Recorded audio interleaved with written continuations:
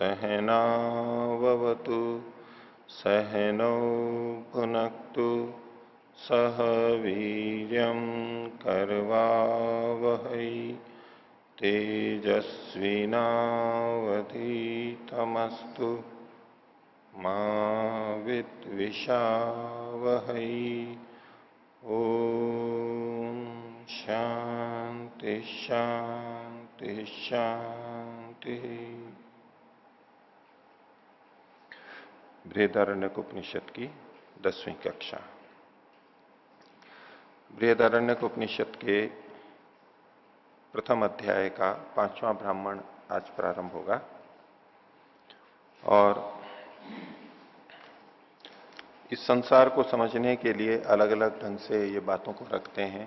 पीछे भी बहुत सारी बातें रखी और उन बातों को कहते कहते ही बहुत सी विशेष बातें हम कह जाते हैं, कुछ उपदेश की बातें कह जाते हैं और प्रयोजन तो इनका आगे का गहरा तो वो रहता ही है। और भाषा ऐसी रहती है जो रहस्यमय हो, सीधे सीधे समझ में नहीं आती है, पहेले की तरह से लगने लगती है।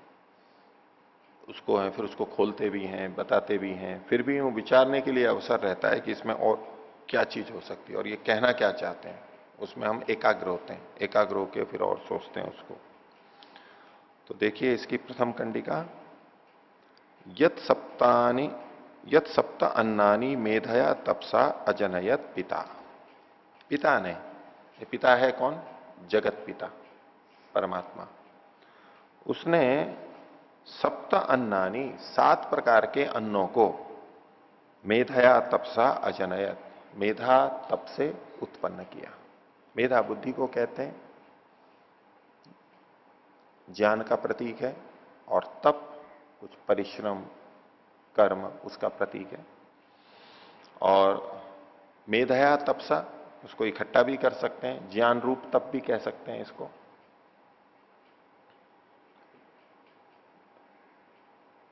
अभिद्धा तपसोध्यजायत, उसके लिए भी कहते हैं। परमात्मा ने इस संसार को कैसे बनाया? उसके ज्ञान रूप तप से ये बनाया। ज्ञान ही उसका मुख्य तप है। वो ज्ञान ही इतना विशिष्ट है, इतना परिपूर्ण है, उसी के आधार पर ये सारा बनाए। केवल कर्म से तो कुछ नहीं हो सकता था। इसकी जितनी विचित्रता है, गंभीरता है, सामंजस्य है, वो तो अति उत्कृष्ट सर्वोत्तम ज्ञान के आधार पर ये सारा है। तो ज्ञान रूप तप से, तो मेधा तपसा दो अलग अलग ढंग से देख सकते हैं। मेधा यानी ज्ञान और तप, ज्ञान भी था और ज्ञान पूर्वक उसने तप किया, कर्म किया, और तो ये सृष्टि बनी, ये सब बनाया। 7 प्रकार के अन्नों को बनाया। अब हम अन्न का मतलब जो समझते हैं वो अन्न एक अलग होता है, वो भी है कि भाई कितने तरह के अन्न हम खाते हैं। तो कई तरह के अन्न खाते हैं। तो परमात्मा ने 7 प्रकार के अन्न बनाए। अन्न उनको कहते हैं जिससे हमारे को ऊर्जा मिलती है, ताकत मिलती है, हमारा में प्राण मिलते हैं, कार्य चलता है हमारा। तो यत सप्त अन्नानि मेधया तपसा अजनयत पिता, पिता ने 7 प्रकार के अन्न बनाए। अब उन 7 अन्नों में 7 अन्न कौन से हैं वो नहीं खोला है अभी। 7 प्रकार के अन्न बनाए हैं। फिर आगे कहते हैं एकम अस्य साधारणम। इन 7 अन्नों में से एक अन्न ऐसा है जो साधारण है, सामान्य है। तो ये जो 7 प्रकार के अन्न थे उसमें से एक अन्न ऐसा था जो साधारण बनाया। साधारण का मतलब जो सबके लिए है, विशेष नहीं है। कोई अन्न किसी के लिए हो वो विशेष कहलाएगा, और जो साधारण है तो वो तो ठीक है, सामान्य हो गया। एक अन्न ऐसा बनाया जो साधारण बनाया। और वो 7 अन्न कौन सा है वो भी कुछ नहीं बोला है इसके अंदर, रहस्य है। और वो साधारण बनाया है तो क्या साधारणता है उसकी, कैसे, वो भी अभी रहस्य है। लेकिन एक ऐसा है जो साधारण है उसमें से, पहेली है ना जैसे, उस तरह से। द्वे देवान अभाजयत, और 2 अन्न ऐसे बनाए जो उसने देवताओं के लिए विभाजित कर दिए, देवताओं के लिए रख दिए। एक अन्न साधारण है और 2 देवताओं के लिए कर दिए। त्रीणी आत्मने अकुरता, और 3 अन्न उसने आत्मा के लिए कर दिए। 7 में से 6 अन्न हो गए। पशुभ्य एकम प्रायच्छत, और एक अन्न पशुओं के लिए दे दिया। ये 7 अन्न हो गए। अब हम 7 अन्न सोचते हो भाई, गेहूं, चावल, मक्का, बाजरा, और कोई ऐसे अन्न। अब ये कैसे अन्न है जो एक साधारण है, 2 देवताओं के लिए दे दिया, 3 आत्मा के लिए रख दिए और 1 पशुओं के लिए दे दिया, ऐसे 7 अन्न बनाए उसने। आगे कहते हैं तस्मिन सर्वम प्रतिष्ठितम यच्च प्राणीति यच्च न, बोले इसी में सब कुछ प्रतिष्ठित है। ये जो पशु वाला था इसके लिए इसको लगा लेते हैं, तो पशुओं के लिए एक दिया, उसी में सब कुछ प्रतिष्ठित है। कौन कौन? यच्च प्राणी थी, जो प्राण लेता है, और यच्च न, जो प्राण नहीं लेता है, वो भी, सब के सब। यानी ये एक ऐसा अन्न है, ये उनके लिए भी है जो सांस लेते हैं और जो सांस नहीं लेते हैं उनके लिए भी है। जो जीवन जी रहे हैं उनके लिए भी है और जो जीवन नहीं जी रहे हैं उनके लिए भी ये एक अन्न है। इस ढंग से कैसा अन्न होगा विचित्र ये। आगे कस्मात तानी न क्षीयंते अद्यमानानि सर्वदा। एक नया प्रश्न खड़ा है पहेली के रूप में कि ये जो अन्न है 7 प्रकार के, ये अद्यमानानि, खाए तो जा रहे हैं लोग, इसको खा रहे हैं अन्नों को, विभिन्न प्राणी है जिस जिसके लिए, देवता भी खा रहे हैं, मनुष्य भी खा रहे हैं, पशु भी खा रहे हैं, आत्मा भी कर रहा है, तो फिर भी ये समाप्त क्यों नहीं हो रहे हैं? समाप्त हुए क्या कोई अन्न? हमारे बनते ही रहते हैं। तो कस्मात तानी न क्षीयंते अद्यमानानि सर्वदा, हमेशा खाए जाते हुए भी ये अन्न समाप्त क्यों नहीं हो जाते? यो वा एताम अक्षितिम वेद सो अन्नम अति प्रतीक है। जो इस अक्षिति को जान लेता है, अभी अक्षिति कोई नई चीज आ गई, अक्षिति क्या है? जो इस अक्षिति को जान लेता है, सो अन्नम अति प्रतीक है ना, वो अन्न को प्रतीक से खाता है। खाता तो है अन्न को, लेकिन प्रतीक से खाता है। प्रतीक मतलब क्या ना, प्रतीक चिन्ह है ये उसका प्रतीक है, प्रतीक चिन्ह है, वो वैसा का वैसा मॉडल है छोटा सा।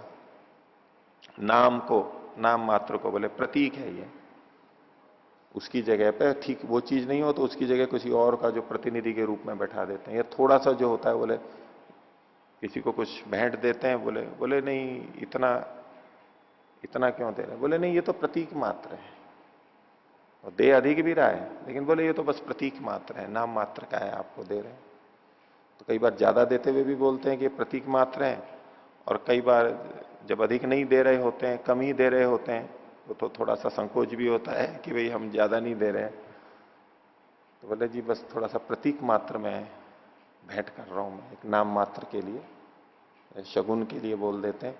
1 रुपया दे दिया, या 10 रुपए, 11 रुपए, 100 रुपए, कई बार होता है ऐसा।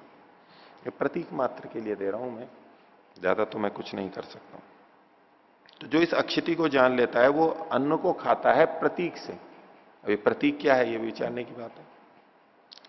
और जो ऐसा कर लेता है, स देवान अपि गच्छति स ऊर्जम उपजीवति इति श्लोका, तो वो देवताओं को प्राप्त कर जाता है। जो इस प्रतीक से अन्न को खाता है वो देवताओं को पहुंच जाता है, और वो ऊर्जम उपजीवति, वो बल को भी प्राप्त कर लेता है, बल को भी प्राप्त कर लेता है और देवताओं को भी प्राप्त कर लेता है, दोनों को करता है। इति श्लोका, ये श्लोक है। अब प्रतीक रूप में जो थोड़ा सा खाता है वो, अब एक ज्यादा खाता है, बहुत ज्यादा, वो सोचे कि मैं जितना ज्यादा खाऊं उतनी ताकत आएगी मेरे को, ऐसा होता है ना भी, ज्यादा खाएंगे ज्यादा ताकत आएगी, तो बहुत ज्यादा भी खाते हैं खाने वाले, बहुत ज्यादा, तो वो ज्यादा खाते हैं तो वो देवताओं को तो प्राप्त कर नहीं पाते हैं। अब ताकत, और जो उचित परिमाण में खाता है वो ऊर्जा को भी प्राप्त कर लेता है और देवताओं को भी प्राप्त कर लेता है, खाते तो सभी हैं। तो ये एक इति श्लोक, ये श्लोक है, ऐसे निबद्ध किए गए एक पहेली के रूप में श्लोक है। अब इसका विवेचन आगे चलेगा, ये 7 अन्न क्या है और इसमें जो वचन आए हैं इनको ये खोल के बताएंगे। तो दूसरी कंडिका देखिए, पिछले वाले को उद्धृत कर रहे हैं, यत सप्तान्नानि मेधया तपसा अजनयत पिता थी। जो पीछे कहा गया था 7 अन्नों को मेधा तप से पिता ने उत्पन्न किया, मेधया ही तपसा अजनयत पिता, मेधा से ही, मेधा और तप से ही पिता ने उसको बनाया। एकम अस्य साधारणम इति इदम एव अस्य तत्साधारणम अन्नम यदिदम अद्यते। तो एकमत से साधारण, वो साधारण अन्न क्या है? तो कहा कि वही ये साधारण अन्न है जो जो कुछ खाया जाता है, जो सब लोग खाते हैं अन्न को, जो जितने भी अन्न है इसमें सब आ गए, वो अन्न, ये तो साधारण अन्न है, ये पहला अन्न है जिसको सब लोग खाते हैं हम, वो अन्न। गेहूं चावल आदि जितने हैं ये सारा, ये पहला अन्न है और ये साधारण अन्न है। स य एतत् उपासते, जो इसकी उपासना करता है अकेले, यानी ये अन्न मेरे को ही मिल जाए, मैं ही इस सबको प्राप्त कर लूं, वैसा न स पापमनो व्यावर्तते, वो पाप से हट नहीं पाता है, उसको पाप लग जाता है। जो इस अन्न को अकेले खाता है वो पाप से युक्त हो, पाप से बच नहीं पाता, यानी पाप उसको लग जाता है। मिश्रम ही एतत्, क्यों? क्योंकि ये मिश्रित है, सबका है, साधारण है, ये इस पे एक का अधिकार नहीं है, इसलिए ये सबको मिलको। केवल आगो भवती केवल आदि वाली बात है। मोघम अन्नम विंदते अप्रचेता, ये न जानने वाला व्यर्थी अन्न को खा रहे हैं। सत्यम ब्रवीमि वधित सतस्य, मैं ठीक कह रहा हूं, ये उसका वध कर देगा। सत्यम, सत्य का मतलब मोघम अन्नम विंदते अप्रचेता, सत्यम ब्रवीमि, सत्य शब्द, सत्य तो धर्म, सत्य कहते हुए को कहते हैं, ये धर्म को बोल रहा है, धर्म को कहते हुए कहेंगे, सत्य को बोलता है, पीछे जो आया था। सत्यम ब्रवीमि, मैं सत्य कह रहा हूं, मैं धर्म पूर्वक कह रहा हूं, यही धर्म है। वधित सतस्य, वो उसका नाश कर देगा। केवल आगो भवती केवल आदि, तो जो इस साधारण अन्न को अकेला खाता है वो पाप का भागी बनता है। ये पहला अन्न हो गया, बता दिया, उपदेश भी आ गया। आगे द्वे देवान अभाजयत इति, और देवताओं को दो अन्न विभाजित किए, वो कौन से थे? तो कहा हुतम च प्राहुतम च, एक तो हुत और एक प्राहुत, ये दो तरह के जो अन्न दिए गए वो देवताओं के लिए थे। तस्मात देवेभ्यो जुह्वती च प्रजुह्वती, तो देवताओं के लिए होम करता है और प्रकर्ष रूप से देता है और अधिक देता है। ये दो प्रकार के अन्न देवताओं के लिए, एक मत है जुह्वती और प्रजुह्वती, और इसी में दूसरा है अथो आहुर दर्श पूर्ण मास हुई थी। दर्श और पूर्ण मास में, यानी अमावस्या और पूर्णिमा को जो होम किया जाता है, आहुति दी जाती है, वो देवताओं के लिए दी जाती है। तो ये भी वही दो अन्न है, इससे देवताओं को देता है। ये दो अन्न देवताओं के लिए बना दिए। तस्मात न इष्टि याजुक स्यात्, इसलिए कहा कि इष्टि याजुक ना हो जाए। याजुक का मतलब यज्ञ करने का जिसका शील हो, तत्शील अर्थ में ले लेंगे, हालांकि वहां यज्ञ धातु नहीं लिखी हुई है उसमें, उकाय प्रत्यय के अंदर, लेकिन फिर भी हम उसके साथ उसको जोड़ लेते हैं। या फिर हम करते हैं इसमें यंग लुगंत में तो बनता है यायजूकः, यायजूकः तो बनता है बार बार यजन करने वाला, यहां याजुकः शब्द है। तस्मान इष्टि याजुकः, इष्टि उसे कहते हैं जिसमें कामना पूर्वक कोई यज्ञ किया जाता है, कामना करके जो किया जाता है उसको इष्टि बोलते हैं। कि मेरे को इस कामना के लिए पूर्त है, स्वर्ग काम हो यजेता, ग्राम काम हो यजेता इत्यादि, पुत्र पुत्रेष्टि है, राजसूयेष्टि है, ये सब भिन्न भिन्न कामनाओं को लेकर के जो किए जाते हैं वो इष्टि कहलाते हैं, इष्टियां होती हैं वो। तो कहा तस्मात न इष्टि याजुक स्यात्, इष्टि याजुक न बने, अपनी कामना को लेके यजन ना करे। अपनी कामना को लेके यजन करेगा तो वो देवताओं को नहीं गया है, वो वास्तव में तो उसने अपने ले लिया है, देवताओं को क्या दिया है उसने। और जो दर्शपूर्ण मास है ये जो है जुह्वती और प्रजुह्वती, हुतम प्रहुतम, इसमें कामना को लेके नहीं, वो देवताओं के लिए ही होता है। तो कई बार किसी के यहां जाते हैं ना, काम निकलवाना होता है, तो कोई कार्य हो, किसी को स्थानांतरण करवाना हो, कोई सिफारिश लगवानी हो, कोई नौकरी लगवानी हो, किसी से कुछ कहलवाना हो, तो लेके जाते हैं ना कुछ अपने हिसाब से। कोई फल ले जाएगा, कोई मिठाई ले जाएगा, कोई च्यवनप्राश ले जाएगा, कोई और कोई चीज लेके जाएगा, भेंट लेके जाएगा। तो पहले उसको देते हैं, तो क्या कर रहे हैं, दे रहे हैं ना, त्याग कर रहे हैं, अपने सत्व का त्याग करते हैं। लेकिन लेने वाला भी जानता है कि दे क्यों रहा है। वैसे तो कई जने, क्योंकि स्थिति ऐसी है कि कोई कुछ दे रहा है तो वो पहले से ही संभल जाते हैं कि जरूर कुछ ना कुछ अब ये मांगने के लिए आया, ये दे नहीं रहा है, उसको दिखाई दे जाता है ये देने के लिए नहीं आया है, ये लेने के लिए आया है। ये उंगली पकड़वा रहा है, अभी दे रहा है, ये तो दाना डाल रहा है।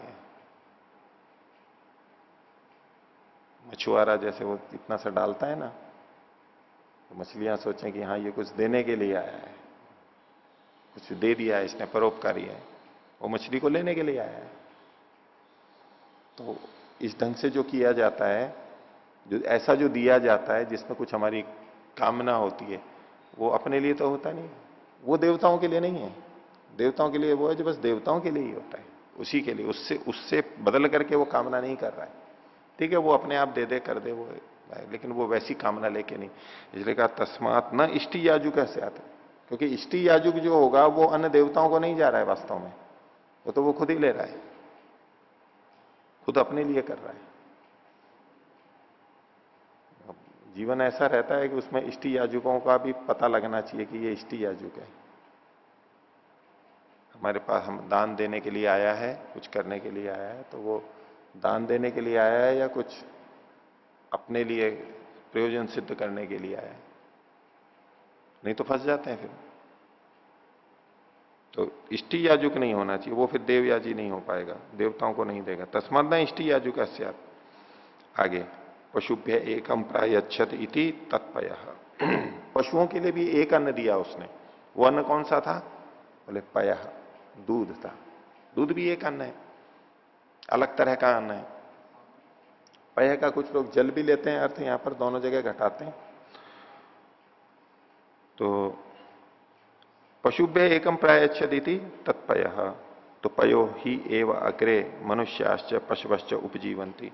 मनुष्य हो चाहे पशु हो, वैसे मनुष्य भी पशु ही है लेकिन थोड़ा अलग कर दिया, बचा लिया, तो वो प्रारंभ में इसी दूध पे ही तो जीते हैं, उपजीवंती, जब जन्म लेते हैं तो उसी पे जीते हैं। तस्मात् कुमारम जातम घृतम वा एव अग्रे प्रतिलेहयंती। इसलिए जो कुमार होता है, नया नया बच्चा पैदा होता है,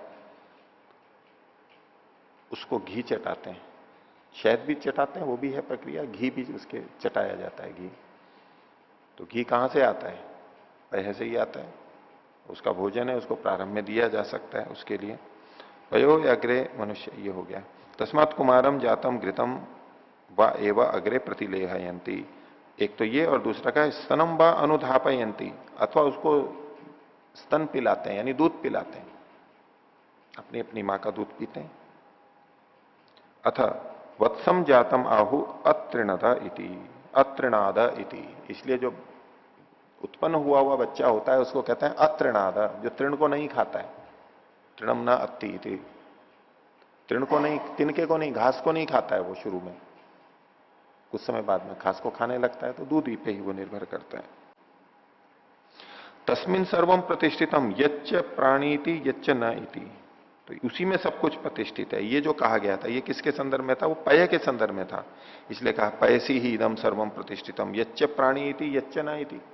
तस्मिन मतलब पयसी, उसी में सब कुछ निर्भर, सब कुछ उसी पे प्रतिष्ठित है। कौन? जो प्राण को ले रहा है और जो प्राण को नहीं भी ले रहा है। अब इसका अर्थ कह लेंगे कि दूध सबके लिए कैसे, दूध सबके लिए कैसे? जो प्राण नहीं ले रहा है, जो प्राण ले रहा है उनके लिए तो फिर भी चलो, जो प्राण नहीं ले रहे हैं यानी जड़ वस्तु है, उनके लिए दूध कैसे? प्रश्न खड़ा हो जाएगा। प्राण और न प्राण का मतलब अगर ये लें तो, और जो प्राण ले रहे हैं उनके लिए भी, सबके लिए तो होता नहीं है प्राण, तो छिपकलियां हैं, चींटियां हैं, ये लोग ये भी लेती हैं प्राण, तो मछलियां हैं, लेकिन ये तो दूध नहीं पीते, इनके तो दूध होता नहीं है, मां के स्तनधारी तो है नहीं ये। तो जो प्राण ले रहे हैं, जो प्राण नहीं ले रहे हैं, उन सबके लिए होता है, सबके लिए तो नहीं। तो प्राण लेना और ना लेना, उसको किस रूप से देखेंगे? तो प्राण जो अन्न को खा रहे हैं और जो अन्न को नहीं खा रहे हैं, उन सबके लिए है ये जो पय है। किन सदर्भ में? ये मनुष्य और पशुओं के लिए ही है, और उन मनुष्यों और पशुओं में भी जो प्राण को ले रहा है और जो नहीं ले रहा है, उन सबके लिए है ये, सब इसको ले सकते हैं। अब जो बछड़ा तिनके खा रहा है वो तो ठीक है, चलो खा रहा है, अब उसको दूध हम बंद भी कर देते हैं, लेकिन बाद में भी दूध दें तो चल सकता है। और खासतौर से मनुष्यों के लिए, मनुष्य शुरू में तो कहते हैं भाई दूध पे निर्भर है, बच्चा है, लेकिन आगे जब बड़े हो गए तो अब मां का दूध आना तो बंद हो गया, तो तो अब उसके लिए तो दूध नहीं है, इसलिए कई जने तर्क करते हैं कि भाई दूध तो केवल बचपन के लिए ही होता है हमारा, अगर हमारे लिए हमेशा के लिए होता तो दूध हमेशा आता माँ को, हमारे लिए नहीं है वो उतना। इसी तरह अन्य पशुओं में भी हमेशा के लिए तो नहीं होता, उनके नए बच्चे के लिए नया होता है, कुछ समय चलता है। हम जो ये बाद में दूध पीते हैं ये ठीक नहीं है, ऐसा कई जने तर्क रखते हैं। ऐसे वेद के अंदर विधान किया है। तो हमारे में से जो अन्न खा रहे हैं वो भी दूध ले सकते हैं, और जो अन्न नहीं खा रहे हैं उनके लिए तो है ही, जो अन्न खा नहीं सकते उनके लिए भी दूध है, और जो अन्न आदि लेते हैं दूध का विधान, पेय का विधान उनके लिए भी है, वो भी ले सकते हैं। उसी में सब कुछ प्रतिष्ठित है। यच्च प्राणीति यच्च न तद यद इदम आहु, जो ऐसा लोग कहते हैं, संवत्सरम पैसा जुह्वत अप पुनर्मृत्युम जयति इति। एक वर्ष तक जो दूध से होम करता है वो पुनर् अपमृत्युम जयति, अपमृत्यु को जीत लेता है। इसको अप को जयति के साथ में जोड़ के मृत्यु के साथ जोड़ना ज्यादा संगत है, कि वो अपमृत्यु को जीत लेता है। अपमृत्यु मतलब है अकाल मृत्यु, दुष्ट मृत्यु, जो अच्छी मृत्यु नहीं है, स्वाभाविक मृत्यु नहीं है, उसको वो जीत लेता है, जो एक वर्ष तक दूध का होम करता है। तो दूध का होम करता है वो, एक तो ये है कि उसमें अग्नि में आहुति देते हैं, एक साल तक वो उसको करता रहता है, तो उसको अपमृत्यु नहीं आती है, रोगों के कारण से और ऐसी जो आकस्मिक चीजें होती हैं उससे नहीं होते, सामान्य मृत्यु आती है, एक साल तक करता रहता है। दूसरा है ये हम जो खाते हैं ये भी तो होम ही है, पीछे भी आया था, जो हम खाते हैं ये भी यज्ञ ही है, होम है, आहुति देते हैं हम यहाँ पर। तो जो एक वर्ष तक दूध की आहुति देता है अपने, यानी दूध पे ही निर्भर है, दुग्धाहारी, केवल दूध ही ले रहे हैं, तो अपमृत्यु को जीत लेता है, यानी वो स्वस्थ हो जाता है, रोग उसके दूर हो जाते हैं, केवल दूध पे दुग्ध कल्प कर रहे हैं, रोगों में किए जाते हैं, ऐसा जो कर रहा है। तो ये एक वचन कहा जाता है, उसका ये निषेध कर रहे हैं। तो न तथा विद्यात, ऐसा ना समझे कि एक साल लेंगे तो अपमृत्यु से बचेंगे। क्या कह रहे हैं? यद हरेव जुहोति तदह पुनर्मृत्युम अपजयति। जिस क्षण दूध से होम करता है, यानी दूध को लेता है, तभी से अपमृत्यु को जीतने लग जाता है। यानी दूध पिएंगे तो अपमृत्यु जाएगी, दूध पिएंगे वो हमारे लिए अच्छा है, ये एक अन्न है। वो अन्न साधारण था सबके लिए, उस पर सबका अधिकार है। ये विशेष अन्न है, पशुओं के लिए है और मनुष्यों के लिए है विशेष अवस्था में। तो ये दूध की प्रशंसा, पय की प्रशंसा की गई है। अब कुछ लोग यहां पर पय का मतलब पानी भी लेते हैं, तो उसमें वो संगति लगाते हैं, क्योंकि ये प्राणी यच्च प्राणीति यच्च न इति, ये जो कथन किया, तो कहते हैं जो श्वास लेते हैं उनके लिए भी जल आवश्यक है, और जो श्वास नहीं लेते हैं उनके लिए भी जल आवश्यक है। अब उसके लिए वो संगति क्या लगाते हैं? एक तो श्वास लेना, यानी तो जीव जंतु जो है वो तो सब श्वास लेते ही हैं, तो जो श्वास नहीं लेते हैं वो तो जड़, तो जड़ के लिए पानी की क्या आवश्यकता है? वहां फिर प्रश्न खड़ा होता है, दूध की नहीं तो पानी की भी क्या आवश्यकता है? तो उसके लिए फिर ये एक अलग अर्थ किया एक भाष्यकार ने, कि जो प्राण लेते हैं यानी श्वास लेते हैं, यानी प्रकट रूप से जो श्वास लेते हैं, जैसे आप और हम लेते हैं श्वास, तो वायु आती जाती है, एकदम प्रकट रूप में है। और पेड़ पौधे जो लेते हैं सांस, अभी सांस लेते हुए दिखते तो है नहीं, एक तरह से यूं कि ये सांस नहीं लेते। अब विज्ञान से तो सिद्ध है कि वो प्राण लेते हैं, श्वास लेते हैं, उनका भी अपना श्वसन होता है, लेकिन वो अलग तरह का होता है। तो जो श्वास लेते हुए दिखते हैं वो प्राण करने लेने वाले, और जो श्वास लेते हुए नहीं दिखते हैं वो प्राण नहीं लेते हैं, ऐसे। तो अब ये जितना भी हुआ ये सारा चेतन वर्ग ही आ जाएगा, शरीरधारी ही आ जाएंगे। और शरीरधारी है तो बिना पानी के तो रह नहीं सकता है इस धरती पर, तो पानी तो उसको चाहिए किसी भी रूप में। ऐसे करके भी कुछ ने संगति लगाई। तो ये जो पय है ये श्वास लेने वाले और न लेने वाले यानी वृक्ष आदि, उनके लिए भी ये आवश्यक है, वो सब इसी पे निर्भर करते हैं। आगे तो जब भी इसको लेते हैं अपमृत्यु को जीतता है। एक साल तक करेंगे तब नहीं, तो पानी भी जैसे ही लेते हैं तो मृत्यु हटती है, गलत मृत्यु जो आने वाली होती है वो बचते हैं, पानी से हम बचते हैं मृत्यु से। एवं विद्वान सर्वम ही देवेभ्यो अन्नाद्यम प्रयच्छति। जो इस प्रकार से जान लेता है, इस प्रकार से जो जान लेता है, वो सभी अन्नों को देवादि के लिए दे देता है, देवताओं के लिए दे देता है। पीछे इन्होंने कहा था तस्मात् न इष्टि याजुका स्यात्, अपनी कामना से नहीं करें, देवताओं के लिए, अच्छे लोगों के लिए दे करके अपना तो जीवन चल ही जाता है उसका। फिर तो ये जो आहुति देना जुहवती का कहा, इसलिए वो जो कुछ भी होता है वो देवताओं के लिए दे देता है। जो ऐसा जानता है वो सब कुछ देवताओं के लिए दे देता है और उससे वो अपमृत्यु से बचता है। इसको दूसरे ढंग से देखें तो जो कमाता है सबको देता है, मतलब अपना जीवन तो चलाता ही है, बाकी अधिक से अधिक लोगों को देने लग जाता है। अन्न आदि जो भी आवश्यक है उनको देता है, तो देने से उसका पुण्य बनता है, उसका आगे अच्छा जीवन होता है इत्यादि उसके लाभ देखे जा सकते हैं। आगे कस्मात्तानी न क्षीयंते अद्यमानानी, पीछे कहा गया था प्रथम कंडिका में कि ये नष्ट क्यों नहीं होते हैं, क्षीण क्यों नहीं होते हैं खाए जाते हुए भी। तो कहा पुरुषो कस्मात्तानी न क्षीयंते अद्यमानानी सर्वदा इति। आगे कहते हैं पुरुषो व अक्षिति, अक्षिति शब्द जो है वो पुरुष के लिए आया है यहां पर। स ही इदम अन्नम पुनर्जनयते, पीछे वहां पर ये आया था ना, यो वही एताम अक्षितिम वेद, जो उस अक्षिति को जानता है, तो उसका भी साथ में प्रयोग करते हुए कहा कि यहां अक्षिति कौन है, पुरुषो व अक्षिति, ये जो पुरुष परमात्मा है ये अक्षिति है। और सही इदम अन्नम पुनर्जयति, वो ही पुनः पुनः इन अन्नों को उत्पन्न करता रहता है। हम खाते रहते हैं, वो फिर उत्पन्न करता रहता है, होते ही रहते हैं, होते ही रहते हैं। अभी तो हम जैसे फसल को बोते हैं, करते रहते हैं, लेकिन जैसे जंगल में है पशु पक्षी, वो तो कुछ बोते नहीं है, वो तो बस खाते पीते रहते हैं, होता रहता है, होता रहता है। मनुष्यों का भी पहले ऐसा ही होता रहता था, अलग आवश्यकता है इसलिए हम बो लेते हैं, उसका भी निषेध नहीं है, लेकिन फिर भी वो उत्पन्न करता रहता है। तो ये क्षीण क्यों नहीं होते हैं, क्योंकि वो बार बार उत्पन्न करता रहता है। आगे युवा एताम अक्षितिम वेद इति, ये पीछे वाले में वचन आया था, युवा एताम अक्षितिम वेद सो अन्नम अति प्रतीकेन। तो जो इस अक्षिति को जान लेता है, यानी इस परमात्मा को जान लेता है, कि क्षीण नहीं होने देता है, भोग्य पदार्थों को यहां नष्ट नहीं होने देता है, आते ही रहते हैं। तो युवा अक्षितिम वेद इति पुरुषो व अक्षिति, पुरुष वो अक्षिति है। आगे का स ही इदम अन्नम धिया धिया जनयते, वही अक्षिति परमात्मा इस अन्न को धिया धिया जनयते, सोच सोच करके बुद्धिपूर्वक देता है। धिया धिया मतलब अलग अलग धिया से, अलग अलग बुद्धि से देता है। एक ही तरह से देगा तो एक ही अन्न देगा, सबके लिए एक ही जैसा अन्न आ जाएगा।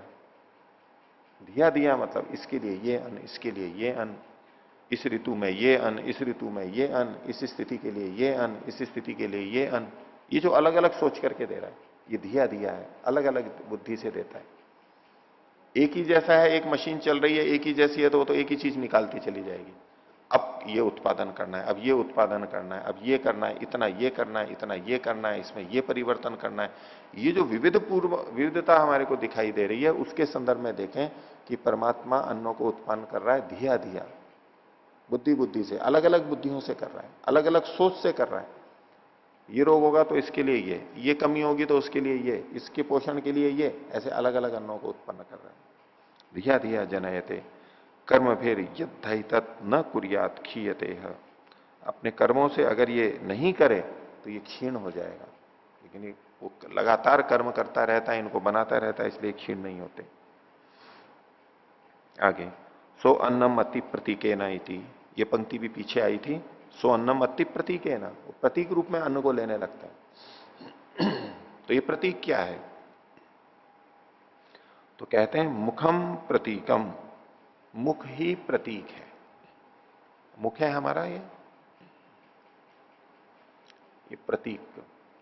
पीछे कहा गया था सो अन्नम अति प्रतीकेना, वो प्रतीक से अन्न को खाता है, प्रतीक से अन्न को खाता है। तो प्रतीक का मतलब हो गया मुख, मुख से वो अन्न को खाता है। अब ये भी सांकेतिक शब्द है, वैसे तो मुख से ही खाते हैं, लेकिन देखिए फिर क्या कहते हैं, मुखम प्रतीकम मुखे न इति एतत्, तो प्रतीके न अति मतलब मुखे न अति, मुख से खाता है। और जो ऐसा करता है स देवान अपि गच्छति, वो देवताओं को भी प्राप्त करता है। स ऊर्जम उपजीवती, वो ऊर्ज को, बल को प्राप्त करता है, उसका सेवन करता है। इति प्रशंसा, ये जो अंतिम वाक्य था, स देवान अपि गच्छति स ऊर्जम उपगच्छति उपजीवती, ये है प्रशंसा की जा रही है, ये प्रशस्ति मात्र है, अर्थवाद है ये। इससे इसकी प्रशंसा की जा रही है कि ऐसा करना अच्छा है। अर्थवाद बहुत अलग अलग ढंग से कहा जाता है, तो ये उसके लिए लाभ बताए, ऐसा करेंगे तो ऐसा होगा। तो वो बल को तो प्राप्त करेगा, ऊर्क को, बल ओज को प्राप्त करेगा, और देवताओं को भी प्राप्त कर लेगा। कौन? जो प्रतीक से भोजन को करता है, मुख से भोजन को करता है। अब इसको हम अलग ढंग से समझ सकते हैं कि जैसे पशु पक्षी जितना उनके मुख में आता है उतना खाते हैं बस। अब यूं कितना भी खाना है तो वो खा लेते हैं, लेकिन बस उसके बाद में क्या है, एकत्रित तो रहता नहीं है उनका। जितना मुख में आया खा लिया सामान्य रूप से। कुछ के अपवाद छोड़ दीजिए, जैसे मधुमक्खी आदि होती हैं, वो शहद को इकट्ठा भी करती हैं, आगे के लिए करती हैं। लेकिन एक तो होता है तत्काल रूप से जैसा मुख में आया उतना खाया। तो जो केवल इतना ही अन्न ले रहा है, वो जो साधारण अन्न था, जो सबके लिए था, अधिक संग्रह नहीं कर रहा है। एक अन्न को खाता है हाथों से, हाथों से मतलब खूब अधिक अधिक ले ले करके इकट्ठा करके रखता है। तो मुख से खाता है, एक तो ये है बहुत तपस्वी लोग जो केवल एक समय का अन्न है, बस उतना खाया और उसके आगे कुछ नहीं, कोई परिग्रह नहीं, अगले समय का भोजन का भी कोई इकट्ठा नहीं। एक होता है, और ऋषियों का कुंभी धान्य बोल देते हैं। एक कुंभ में, एक घड़े में जितना आता है उतना अन्न रखते हैं। तो एक घड़े का अन्न जितना भी 5-10 किलो, 15 किलो, 1 महीने चल जाए, 15 दिन चल जाए, इतना रखते हैं। फिर कुछ और बढ़ा दें तो एक फसल जितनी आती है, वो अगली फसल आने तक का जितना अन्न है बस उतना ही रखता है। फिर अगली अन्न अगला आ जाता है। और विस्तार कर दें तो चलो 1 साल के लिए रख लिया उसने विविध अन्नों को। एक सीमा तक रखा अन्न को, यूं ही इकट्ठा करते गए, और बहुत फिर खराब भी हो रहा है, व्यर्थ भी जा रहा है। और हम इकट्ठा कर रहे हैं, फिर व्यर्थ भी होता है, अधिक यूं ही जाता है, और फिर दूसरों को कमी पड़ जाती है। आज भी जो अन्न है इस पृथ्वी पर, इतना अन्न है कि कोई भूखा ना मरे, ऐसे आंकड़े बताए जाते हैं। अधिक है उससे भी, लेकिन फिर भी बहुत सारे भूखे रहते हैं, और कहीं अधिक भोजन खाया जाता है और बर्बाद भी होता है, बनने के बाद में व्यर्थ ही चला जाता है, खराब हो जाता है, नष्ट हो जाता है। तो जो मुख से अन्न को खाता है, अब इसका क्या मतलब, वह प्रतीक रूप में अन्न खाता है, थोड़ा ही खाता है, जितना उसको चाहिए बस उतना ही रखता है, अधिक नहीं रखता है। ये उसके लिए प्रशंसा है। हमारे लिए भी एक कर्तव्य निर्देश हो गया, हमें उतना ही रखना या खाना चाहिए जितना है। तो इससे वो देवत्व को भी प्राप्त करता है, यानी उन्नति भी करता है, और बल तो प्राप्त करता ही है। अन्न खा रहा है तो बल तो मिलेगा ही उसको। ये ऊर्जा के स्रोत हैं, शक्ति इनमें भरी हुई है, अन्न में सूर्य की शक्ति भरी है, वो हम खाते हैं तो हमारे को भी आ जाती है, हमारे को मिल जाती है। तो बल तो प्राप्त करता ही है वो प्रतीक रूप में, बल में उसको कमी नहीं रहती है। साथ में देवताओं को भी प्राप्त कर लेते हैं। और इसके विपरीत जो अधिक खाते हैं, अधिक संग्रह करते हैं, बल तो खैर वो भी ले लेते हैं, लेकिन वो देवताओं को प्राप्त नहीं कर पाते, उन्नति को प्राप्त, देवत्व को प्राप्त नहीं कर पाते। वो मनुष्य ही रह जाते हैं, या तो राक्षस बन जाते हैं, दुष्ट बन जाते हैं। तो ये अन्न परमात्मा ने बनाया, और उसका वर्णन कुछ हुआ। आगे देखिए, कितने अन्नों का वर्णन आ गया? 4 का वर्णन आ गया। एक साधारण, 2 देवताओं को, एक पशुओं को, 4 का आ गया। बीच में था आत्मा के लिए 3 अन्न दिए। वो अन्न क्या है वो अगली कंडिका में बता रहे हैं। तीसरी कंडिका, त्रीणी आत्मने कुरुत इति। ये जो पीछे कहा गया था पहली कंडिका में, 3 आत्मा के लिए करता है वो कौन से हैं? बोले मनो वाचम प्राण तानी आत्मने अकुरुत। मन, वाणी और प्राण, इनको आत्मा के लिए किया। ये भी 3 अन्न है। मन भी एक अन्न है, वाणी भी एक अन्न है, और प्राण भी एक अन्न है। ये 3 अन्न उसने आत्मा के लिए किए। बाकी अन्न किसके लिए थे? एक तरह से शरीर के लिए थे। अब ये शरीर से अतिरिक्त आत्मा, आत्मा का मतलब शरीर भी लिया जाता है, लेकिन ये आत्मा के लिए है, अलग तरह के अन्न है। तानी अत्र, तानी नहीं, हाँ तानी कुरुता अन्यत्र मना, अकुरुता यहां तक हो गया। अन्यत्र मना अभूवम न अदर्शम, इसीलिए कहते हैं कि मेरा मन दूसरी तरफ था इसलिए मैं देख नहीं पाया। अन्यत्र मना अभुवम, मैं अन्य मनस्क हो गया था, दूसरी तरफ मेरा मन चला गया था इसलिए मैं देख नहीं पाया, ये कथन होता है। अन्यत्र मना अभुवम न अश्रौषम इति, मेरा मन कहीं और चला गया था इसलिए मैं सुन नहीं पाया, ऐसा जो हम कथन करते हैं, इससे क्या पता लगा? मनसा ही एव पश्यति मनसा शृणोति, मन से ही हम देखते हैं और मन से ही सुनते हैं। अब आंखें तो सामने ही थी लेकिन नहीं देख पाए हम, मन और कहीं था। कान तो खुले हुए थे लेकिन नहीं सुन पाए, मन कहीं और था। तो इसके लिए कहा जा रहा है कि मन के द्वारा ही ये सुनता है, मन के द्वारा ही देखता है। इंद्रियां भी अपनी जगह पे हैं, इंद्रियों से हम देखते हैं सुनते हैं, ये अपनी जगह कथन ठीक होते हुए भी ये कथन किया जा रहा है कि मन से ही देखते हैं और सुनते हैं। ठीक ठीक तो अंदर ही जानते हैं, मन के माध्यम से ही जानते हैं। तो मनसा ही एवं पश्यति मनसा शृणोति। और मन की महत्ता बता रहे हैं, ये जो पहला अन्न बताया आत्मा के लिए मन, उसके लिए कह रहे हैं। तो काम संकल्पो विचिकित्सा श्रद्धा अश्रद्धा श्रुति धृति ही अधृति ही ह्री धीर भी इत्येतत् सर्वम मन एव, ये जो इतनी सारी चीजें बताई ये सब मन ही है। कौन कौन सी? काम मतलब इच्छा, संकल्प मुझे ये करना है, विचिकित्सा संशय जो होता है ऐसा है या ऐसा है, श्रद्धा किसी के प्रति प्रीति का भाव, विश्वास, अश्रद्धा विश्वास न होना, धृति धैर्य का होना, अधृति धैर्य न होना, ह्री लज्जा, भी धी धी मतलब धारणा वाली शक्ति, और भी भय, ये सारा का सारा मन ही है। ये सब मन में ही रहता है, अंदर रहता है। तस्मादपि पृष्ठतः उपस्पृष्टो मनसा विजानाति, इसलिए पीछे से अगर कोई हमारे को छू लेता है तो भी हम मन से जान लेते हैं कि किसी ने छुआ है। अब आंख से दिख नहीं रहा है, कान से सुनाई नहीं दे रहा है, लेकिन किसी ने छुआ है पीछे से तो भी हम पहचान लेते हैं कि किसी ने छुआ है। ऐसा मन से जान लेता है। यह कश्च शब्दो वागे वसा, जो कोई भी शब्द है वो वाक है, वाणी है। ऐशा ही अंतम आयत्ता, ये ही अंत को, अभिधेय का जो कथन है उसका जो अंत है उसको प्राप्त है।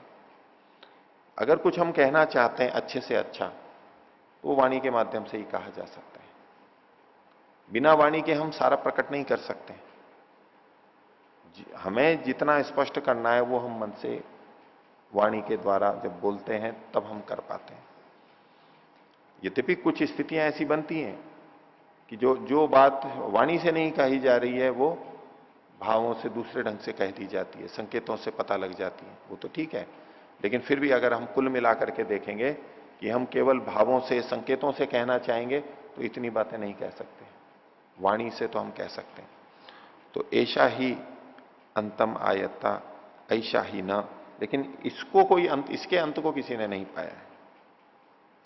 आगे प्राणो अपानो व्यान उदान समानो अन इत्येतत् सर्वम प्राण एव, ये जो नाम गिनाए प्राण अपान व्यान उदान समान, ये तो पांच हैं, और साथ में अन, ये भी जो अन इन सब के अंदर है, पीछे भी आया था ये अन है, तो ये सब के सब प्राण कहलाते हैं। अब इसमें देखिए, इसमें जो शुरू में कहा था ना, ऐशा ही अंतम आयत्ता, अंत का तो अ ले लिया, और ऐशा ही न, ये न है तो न ले लिया, तो अंत का अ और न, न प्राण आदि पांचों में आ गया, ये दोनों के अंतर आ गए। एतन्मयो वा अयम आत्मा, ये आत्मा इन्हीं वाली है, एतन्मय है, इसके बिना आत्मा चलती नहीं है। तो कैसी है? वांगमयो मनोमय प्राणमय, वाणी रूप ही है, मन रूप ही है और प्राण रूप ही है, ये इसमें जुड़े हुए हैं, इसके बिना तो आत्मा का अपना इसका सारा प्रयोग नहीं हो पाता। तो तीन चीजें बताई। आत्मा का अन्न क्या हुआ? वाक, वाक, दूसरा मन, तीसरा प्राण। यानी हम अपने लिए जो प्रयोग करते हैं उसमें आत्मा के लिए इनसे हम अधिक उपयोग कर सकते हैं।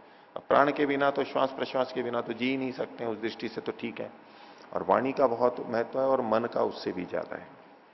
और इन तीनों का और विस्तार दिया इन्होंने, व्यापक रूप से कर रहे हैं अब इसको। पिंड में देखा, ब्रह्मांड में भी देखते हैं। तो त्रयो लोका एते एव, ये जो तीन लोक हैं ये भी यही हैं। जैसे तीन लोकों की महत्ता है, तो तीन लोक क्या है? तो वाग अयम लोको, वाणी क्या है? यही लोक है, यानी पृथ्वी है जैसे कि वाक है। मनो अंतरिक्ष लोक, मन कैसे है? जैसे कि अंतरिक्ष लोक है। और प्राणो असौ लोक, प्राण क्या है? वह वाला लोक, द्व्युलोक है। तीनों लोकों से इसकी तुलना कर दी। और अब कई तरह से किया है आगे। त्रयो वेदा अत एव, ये जो तीन वेद हैं वो भी इसी से हैं। कैसे हैं? तो वाग एव ऋग्वेदो, ऋग्वेद वाणी की तरह से, मनो यजुर्वेद, यजुर्वेद मन की तरह से, और प्राण है सामवेद, सामवेद प्राण की तरह से। ये तीन वेद जो हैं, चार वेद का उल्लेख आता ही है। तो ये इनकी रचना की दृष्टि से कहा जाता है। ऋग्वेद मतलब जहां अर्थवशात पाद व्यवस्था होती है, यजुर्वेद जहां पर, यजुर्वेद तो शेष है, और जहां गीति होती है वो साम है, और जो बचे हुए हैं वो यजु कहलाते हैं। इस दृष्टि से ये तीन वेदों का कथन है। आगे देवा पितरो मनुष्य एते एव, देव मनुष्य और पितर भी यही है। किस ढंग से कहा?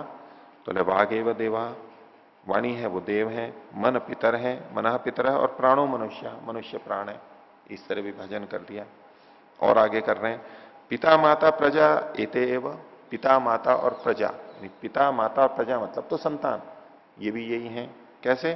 तो मन एव पिता, मन पिता है, वांग माता, वाणी माता है, और प्राण है प्रजा, प्राण उसकी संतान है, प्रजा है। इस रूप में व्याख्या कर दी। इसकी प्रशंसा के रूप में सब तरफ बता रहे। और आगे कहा, विज्ञातम विजिज्ञासम विजिज्ञास्यम अविज्ञातम एते एव। तीन चीजें कही। विज्ञातम, जो हमारे को ज्ञात है, हमें पता है, विज्ञात है वो सारा। और विजिज्ञास्य, जो जानने योग्य है और जिसको हम भविष्य के अंदर जानेंगे वह। और अविज्ञातम, जो हमने नहीं जाना है वह, ये जो नहीं जाना जा सकता वह, वो भी ये तीन ही है। कैसे? तो एक एक को लेके कह रहे हैं, यत्किंच विज्ञातम वाचस तद्रूपम, जो कुछ जाना गया है वो वाणी का रूप है। क्योंकि वाणी होती है वो प्रकट कर देती है, प्रकाशित करती है। वाणी से बोलते ही तो पता लग जाता है, तो वो तो विज्ञात है।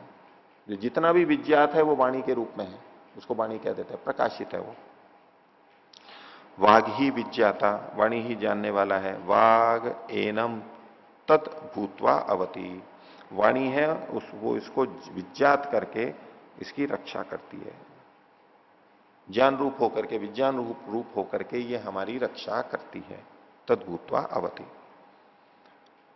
विजिज्ञास्य के लिए आगे कहा, यत्किंच विजिज्ञास्यम मनस्तद रूपम, जो जानने योग्य है वो सारा मन रूप है। अभी जाना नहीं है लेकिन जानने योग्य है। तो प्रकट है वो तो वाणी रूप में हो गया ज्ञात, और अप्रकट रूप में है वो जानने योग्य है। जानने योग्य हमारे लिए मन की स्थितियां हैं, वो जाननी है हमें। यत्किंच विजिज्ञासम मनस्तद रूपम, मनो ही विजिज्ञास्यम, क्योंकि मन ही विजिज्ञास्य है, जानने के योग्य है, जो भविष्य में जाना जाने वाला है। मन एनम तद्भूतवा अवति, मन इसको विजिज्ञास्य रखते हुए रक्षा करता है, इस रूप में रक्षा करता है। वो एकदम मन की चीजें सामने नहीं आ जाती हैं, पता नहीं लग जाती हैं दूसरों को। वो विजिज्ञास्य, जानने योग्य, एकदम नहीं जाना जाता है। वाणी से कहा वो प्रकट हो गया, मन में है वो तो परोक्ष रूप से हमें पता लगता है, अन्य चीजों से हम संभावना करते हैं, विजिज्ञास्य। आगे, यत्किंच अविज्ञातम प्राणस्य तद्रूपम, जो कुछ हमने नहीं जाना है वो ऐसा है जैसे कि वो प्राण का रूप है। जैसे प्राणों को हम नहीं जान पाते पूरा, ऐसे वो है। प्राणो ही अविज्ञात है, प्राण हमारे लिए अविज्ञात है। प्राण को हम पूरा पूरा नहीं जान सकते। अब ये श्वास प्रश्वास लेते हैं, ये तो हमें यूं पता लगता है, लेकिन वैसे जो सूक्ष्म रूप से प्राण शक्ति है, ऊर्जा है, वो अंदर हमारे को पता नहीं लगती है। प्राण एनम तद्भूतवा अवति, प्राण इसको उसी रूप में होके, अविज्ञात होकर के ही, अविज्ञात रहते हुए ही ये रक्षा करता है। वाणी हमारी कब रक्षा करती है? जब वाणी विज्ञात बनती है, विज्ञात रूप में आती है तो हमारी रक्षा करती है। वाणी यदि विजिज्ञात से हो जाए या तो अविज्ञात हो जाए तो हमारी रक्षा नहीं कर पाएगी। हम किसी की वाणी सुनते हैं, कोई बोलता है, तो अगर उसकी वाणी प्रकट होती है, स्पष्ट होती है, तभी तो वो बचा पाती है। हम कुछ बोलेंगे, दूसरे को पता लगेगा, उसके हमारे कार्य आदि निकलेंगे, उसके निकलेंगे। हमारी रक्षा तो तब है जब वाणी प्रकट हो जाए, स्पष्ट हो जाए, विज्ञात हो जाए, नहीं तो वाणी व्यर्थ है। जैसे दूसरी भाषा को हम नहीं समझ पाते तो हमारी रक्षा नहीं कर सकती है।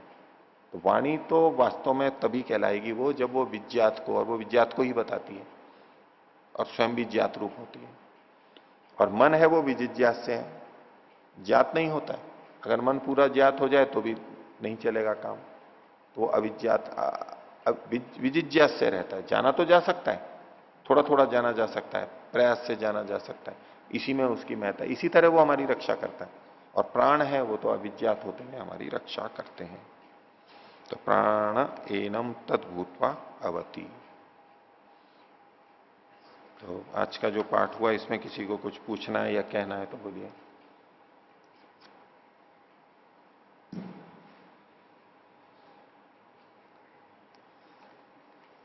अन्न का प्रयोग। अभी वो जो पीछे पहली इन्होंने शुरुआत की थी कि 7 प्रकार के अन्न हैं, ये 7 प्रकार के अन्न हैं हमारे लिए, ये 7 प्रकार के अन्न हैं। और कौन सा अन्न हमारे लिए साधारण है, कौन से देवताओं के लिए है, कौन से आत्माओं के लिए है, ये सारा का सारा इसके अंदर बताया गया है। तो इसमें कुछ पूछना है तो पूछिए, बोलिए। जो 709 पृष्ठ पे जो प्रसंग आया था कि आत्मा के लिए 3 चीज बताई, मन, वाणी और प्राण। तो इसी के विषय में आगे और कह रहे, तो वहां क्रम बदल दिया। त्रयोलोका एतेवल वाग अयम लोक मनः अंतरिक्ष लोक प्राण। तो ये क्रम मतलब क्यों बदला, और आगे भी कहीं कहीं बदले, कहीं अलग अलग। तो लोक की दृष्टि से इनको जहां संगति लगानी थी, भी लोकों का वर्णन तो ऐसे ही करेंगे ना, पहले पृथ्वी लोक, फिर अंतरिक्ष लोक, फिर द्व्युलोक। या तो ऊपर से चलेंगे तो द्व्युलोक, अंतरिक्ष लोक, पृथ्वी लोक। लोकों को तो उसी क्रम से करना पड़ेगा। तो लोकों को लिया और उनकी जिस लोक की जिसके साथ में संगति थी उसको जोड़ दिया, वो आगे हो गया। ऐसे ही इसी तरह से ये वेद के लिए भी है इस तरह। वाक, मन और प्राण, आगे तो वही चल रहा है, वाक, मन और प्राण इसी क्रम से चल रहा है। पिता माता में, और पिता माता में मन, वाक और प्राण ये आ गए। तो इसमें सब में जो जिस विषय को, जो प्रतिपाद्य विषय है उसकी मुख्यता रखते हुए उसके क्रम के अनुरूप इनको व्यवस्थित किया है इन्होंने। ठीक है। और ओम आचार्य जी, यहाँ पर जो आत्मने अकुरुता अन्यत्र मना अभूवम न अदर्शम अन्यत्र मना अभूवम न अश्रोषमिति। तो ये जो कहा जाता है कि मन के द्वारा एक समय में एक ही कार्य होता है, तो ये इंद्रियों की दृष्टि से है कि मन चूंकि अणु होने से एक बार में एक ही इंद्रिय से जुड़ता है, तो इसलिए एक बात को जानता है। लेकिन जो मन से जाना जाता है केवल इंद्रियों से निरपेक्ष, तो वो तो एक साथ बहुत काम कर सकता है। उसके लिए भी मन में जैसे कोई चिंतन मनन कर रहा है, वहां पर भी एक एक क्रमशः ही आता है। एक साथ दो चीजें नहीं आती हैं। हम जो मनन कर रहे हैं, विचार आ रहे हैं, वाक्य हैं, एक बिंदु पे सोचा, एक साथ अनेक को वहां भी हम निर्णित नहीं कर पाते, क्योंकि केंद्रित नहीं हो पाएंगे वहां पर। और फिर वो गड़बड़ हो जाता है, अगर ज्यादा तीव्रता से करने लगे तो भी गड़बड़ हो जाता है वहां भी एक एक करके ही होता है। विषयों को ग्रहण करना तो एक एक करके है ही, ये सिद्धांत है, व्यापक सिद्धांत करते रहते हैं। उसी रूप से यहां पर इंद्रियों को लेकर के ही कहा है। और बाकी तो योग दर्शन के अंदर जैसा आया है वो आगे भी और बात आएगी सिद्धियों के अंदर, या तो समापत्तियों के प्रसंग में भी बात आई है कि वो एक ही क्षण में बहुत सारी चीजें जान लेता है। वो एक अलग एकाग्रता होती है, अतीत, अनागत और वर्तमान के धर्मों को एक साथ उपस्थित कर लेता है, इत्यादि जो बातें हैं, उद्भूत अनुद्भूत जो है उन सबको जो ले लेता है, वहां एक अलग शक्ति सामर्थ्य है। लेकिन सामान्य रूप से हम अपनी विचारधारा को जब भी देखें तो एक साथ कुछ विचार आए हों, हमारे को अचानक बातें सूझ गई हों, तो भी उसमें क्रम तो रहता ही है, आगे पीछे तो थोड़े रहते ही हैं, तेजी से आ जाते हैं। इतना तीव्र तो है ही, इसलिए हमें लगता ही है कि एक साथ बहुत सारे कार्य हो गए। तो यहां ये केवल मन की महत्ता बताना चाह रहे हैं कि आत्मा को जो चीज प्राप्त हो रही है वो तो मन से ही प्राप्त हो रही है। इंद्रियां करती हैं और मन अगर आत्मा के साथ नहीं जुड़ा हुआ है, जिस इंद्रिय के साथ, तो उसको प्राप्त नहीं हो पाती है। इतना ही कथन है इसलिए। आचार्य जी, जो युगपत ज्ञानानुत्पत्तिर मनसो लिंगम कहा जाता है, तो वो केवल इंद्रियों से संबंधित है या फिर अंदर से भी? अंदर से भी है, वो मैंने आपको कहा, आपका उसी प्रश्न को आप दोहरा रहे हैं ना, तो अंदर से भी संबंधित है, मैंने यही कहा। सामान्य रूप से जो है, विशेष स्थिति को छोड़ दीजिए, सामान्य रूप से तो अंदर के लिए भी है। पूछिए। कहना है आचार्य जी, इस प्रसंग में दर्शन में क्रमशः अक्रमशश्च इंद्रिय वृत्ति कहा है, तो अक्रमशः से युगपत भी लेते हैं वहां। ठीक है, वो एक अर्थ है उसका। क्रमशः मतलब एक एक करके, और अक्रमशः का जो एक साथ भी जो होता है, तो वो तो योग के संदर्भ में है। हो सकता है वो शक्तियां, जैसे कि अभी मैं बोल ही रहा था, वो योग दर्शन का संदर्भ दिया कि एक साथ जो है, उसी को लेकर के वहां अक्रमशः एक अर्थ उसका वो किया है। कह सकते हैं, वो एक प्रक्रिया है, मान सकते हैं उसको भी एक सीमा तक। इसमें जो प्रतीक रूप में अन्न का कहा है ना कुछ, कि प्रतीक रूप में केवल खाता है, केवल मुख मुख से खाता है। तो मुख से जिस तरह हम थोड़ा सा लेते हैं, जितना जितना मुख में आता जाता है उतना ठीक तरह से उतना उतना उतना लेकर के हम खाते हैं। अब सामान्य रूप से मान लो हम इतना मुंह में ठूस लेते हैं कई बार की जो मुख की मात्रा से अधिक हो जाता है, वो ठीक नहीं। और ये जो अन्न की महत्ता सारी बताई कि देवताओं को भी प्राप्त करता है, देवताओं को भी देता है, और उससे उसको भी लाभ हो जाता है और अन्न भी हो जाता है। इसलिए ये जो सारा का सारा अन्न है देवों के लिए, देवताओं के लिए, यही कहा जाता है ना, राक्षसों और देवताओं में क्या अंतर था। जो कहानी एक आती है, जो राक्षस और देवों को बोले राक्षस और देवों में क्या अंतर है, तो बोले ठीक है इनको भोजन के लिए बुलाते हैं, पता लग जाएगा क्या। तो वो उन्होंने उनके हाथों पर बांस बांध करके हाथ सीधे कर दिए, मोड़ नहीं सके, और जितना अच्छा है उतना अच्छे से अच्छा भोजन दे दिया और समय निश्चित कर लिया। तो प्रसिद्ध कहानी है। तो दोनों को अलग अलग बैठा दिया। तो जो समय था, मान लो आधा घंटा 15 मिनट, वो खा पी करके बाहर निकले। तो देवता तो सब तृप्त होकर के निकले खा पी करके, और राक्षसों को, राक्षस अपनी जी भी फेरते हुए निकले। तो थोड़ा बहुत तो अंदर गया, और जो मुंह के आसपास लगा हुआ था उसको चाटते हुए निकले। और तो क्या करते, कपड़े भी खराब, मुख भी खराब। तो वो तो स्वयं स्वयं खा रहे थे। तो बस ये देवत्व की जो यहां सारी बात कही गई अन्न की, कि वो अकेले नहीं खाता है, वो दूसरों को भी देता है, अपने आसपास वालों को भी देख करके, परिवार आदि उसको देते हुए और करता है। और अन्न का इतना महत्व रह जाता है। वैसे तो अन्न थोड़ा सा होता है, कोई इतनी बड़ी बात नहीं होती, लेकिन फिर भी अगर अन्न के बारे में, खान पान के बारे में अगर हम भेदभाव कर देते हैं हमारे आसपास या घर के अंदर, किसी बच्चे को ये हो गया, किसी बच्चे को वो हो गया, अब यहीं से शुरुआत हो जाती है गड़बड़ की। आपस के संबंध हैं वो बिगड़ जाते हैं। किसी ने किसको दिया, इसको वो दे दिया, उसके बच्चों ने ज्यादा खा लिया, उसने अपने आप ज्यादा घी लगा के खा लिया, हमारे पे रोटी कम लगाया, उसने चीनी ज्यादा ले ली, उसने कम ली, इत्यादि इत्यादि बातें, सब्जी दाल ज्यादा ले ली। ये गड़बड़ वहां पर शुरू हो जाती है, क्योंकि ये साधारण है। ये साधारण है, जितना साधारण रह पाता है, एक जैसा रह पाता है, उतना ही ठीक चलता है। हमें जितना लेना है उतना लिया, बाकी औरों के लिए जितना लग सकता है उतना लगेंगे। परोक्ष रूप से इस बात को कह रहे हैं। और ईश्वर की दृष्टि से, ब्रह्मा की दृष्टि से, ब्रह्म की दृष्टि से जो इन्होंने कहा, ये सारे अन्न उत्पन्न कौन कर रहा है, वो ही कर रहा है। सब प्राणी खाए जा रहे हैं, दिन भर खाते हैं, कितने लोग कितना खाते हैं, सब प्राणी, और फिर भी खाना खत्म नहीं होता है। वो अक्षिति नाम दे दिया उसका, वो क्षीण ही नहीं होने देता है, लगातार उत्पन्न होने देता है। सबका जिसका जो आहार है, शाकाहारी है या मांसाहारी है, जिसका जैसा आहार है सृष्टि में, उसके लिए वो आहार होता ही रहता है, होता ही रहता है। कब से देखो सृष्टि चल रही है, इतने लंबे समय से, और सबके लिए आहार उपलब्ध हो रहे हैं, होए जा रहे हैं, होए जा रहे हैं, होए जा रहे हैं, अभी तक चल रहे हैं।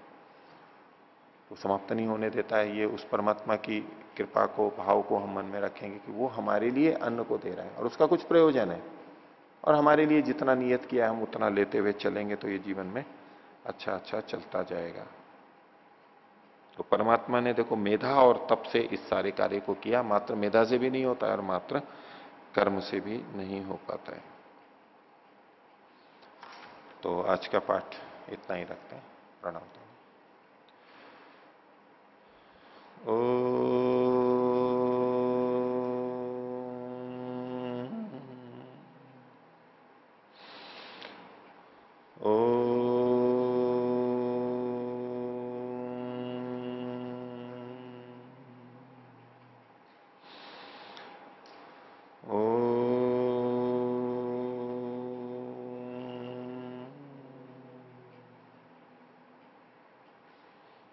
सभी को सदर भी ओम शांति।